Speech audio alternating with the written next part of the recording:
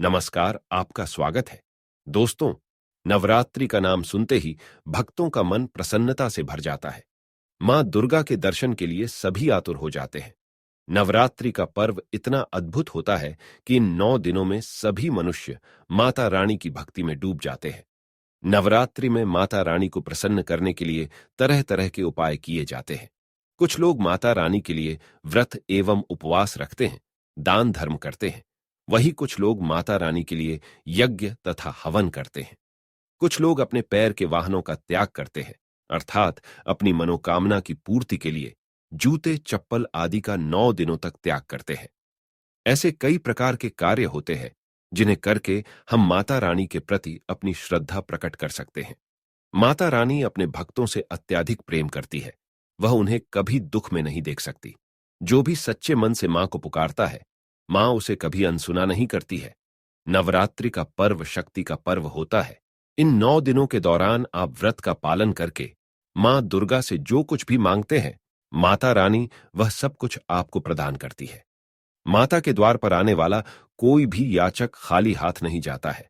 बस मन में केवल माता रानी के प्रति श्रद्धा होनी चाहिए।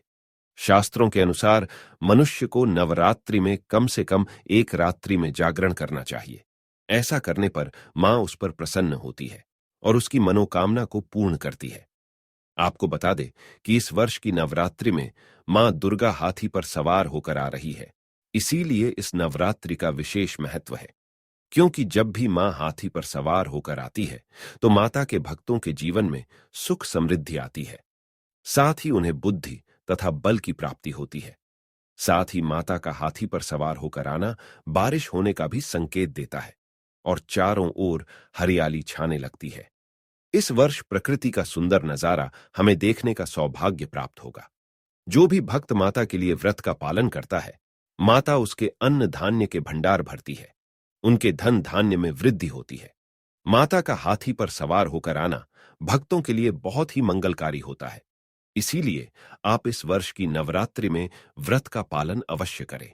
लेकिन व्रत का पालन करते समय शास्त्रों में बताए गए महत्वपूर्ण नियमों को ध्यान में अवश्य रखें, जिनके बारे में आज हम आपको बताने जा रहे हैं। सबसे महत्वपूर्ण बात यह है कि व्रत के दौरान कौन सी चीजों का सेवन करना चाहिए और कौन सी चीजों का नहीं।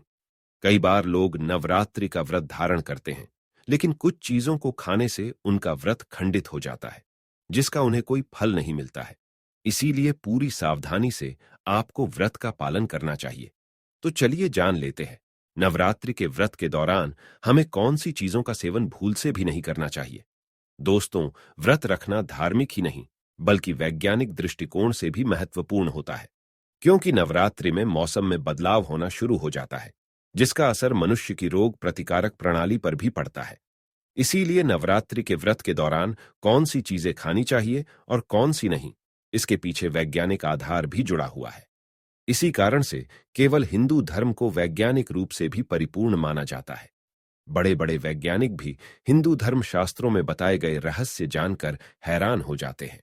तो चलिए जान लेते हैं वह कौन सी चीजें हैं। सबसे पहली चीज है, अनाज नहीं खाना चाहिए। दोस्तों, यदि आपने नवरात्रि का व्रत रखा है तो आपको अनाज का सेवन नहीं करना चाहिए। जैसे गेहूं का आटा, मक्के का आटा, सूजी, चावल, बेसन और बाजरे का आटा आदि चीजें नहीं खानी चाहिए। इन्हें खाने से व्रत का खंडन हो जाता है। दूसरी चीज है सफेद नमक।